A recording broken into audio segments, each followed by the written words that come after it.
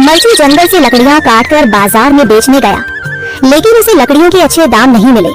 इस पर मर्चू ने कहा, अरे भैया, इतने कम पैसे, इन पैसों में तो 2 वक्त का खाना भी नहीं मिलेगा।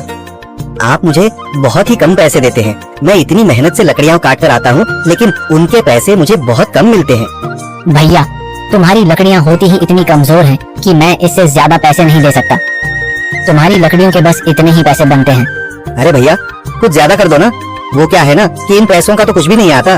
मैं अपनी जिंदगी कैसे गुजारूंगा। भैया, तुम जाकर अच्छी लकड़ियाँ लाओ, तभी इन लकड़ियों का अच्छा दाम मिल पाएगा, वरना इन लकड़ियों का तो यही दाम है। ये सुनकर मर्चू बहुत ज्यादा परेशान हो गया और पैसे लेकर किराने की दुकान से सामान खरीदकर घर आ गया।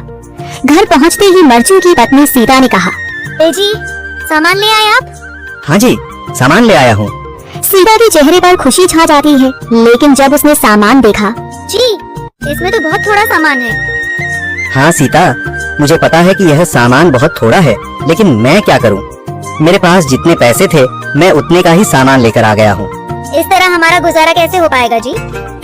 आपको तो पता ही है कि हम कितनी मुश्किलों से गुजारा करते हैं। हाँ हाँ, मुझे पता है, लेकिन मैं कर भी क्या सकता हूँ। मेरे पास इतने पैसे ही नहीं कि हम एक अच्छी जिंदगी गुजार सकें। इतनी मेहनत कर रहा हूँ, लेकिन फिर भी मेहनत का फल नहीं मिल रहा। इतनी मेहनत से अच्छी लकड़ी काट कर आता हूँ, लेकिन मुनासिब दाम नहीं मिलता। मैं तो बहुत परेशान हूँ। क्या करूँ, कहाँ जाऊँ? अरे जी, आप परेशान न हो, आप कोई और काम देख लें। मैंने कई बार काम तलाशने की कोशिश की, पर किसी ने भी मुझे काम नहीं दिया। ये सुनकर सीता भी काफी ज्यादा परेशान हो गई। मर्चू से सीता की परेशानी नहीं देखी गई। उसने अपनी पत्नी सीता से कहा, मैं फिर से जंगल की ओर जा रहा हूँ। अरे जी, अभी मत जाइए ना, वैसे भी शाम हो रही है।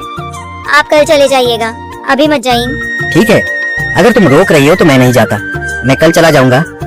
इसके बाद मर्चू गांव में घूमने के लिए चला गया। तभी उसे एक आदमी मिला और उसने कहा, कहाँ जा रहे हो भैया?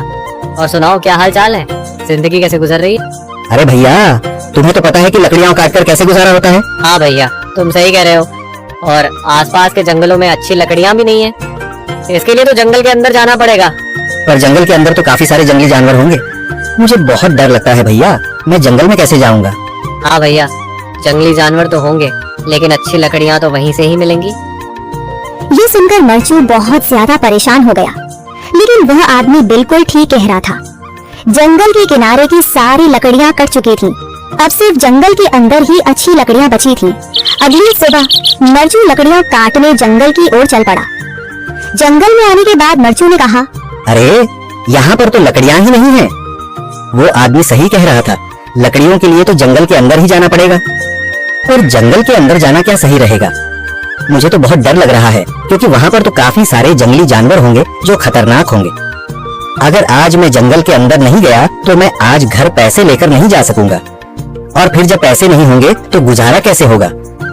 मर्चू जंगल के बाहर खड़ा सोचता ही रहा और फिर उसने सोचा, अरे यहाँ पर भी कोई मजबूत पेड़ दिखाई नहीं दे रहा जिससे मैं लकड़ियाँ काटकर घर ले जा सकूं। लगता है और अंदर जाना पड़ेगा।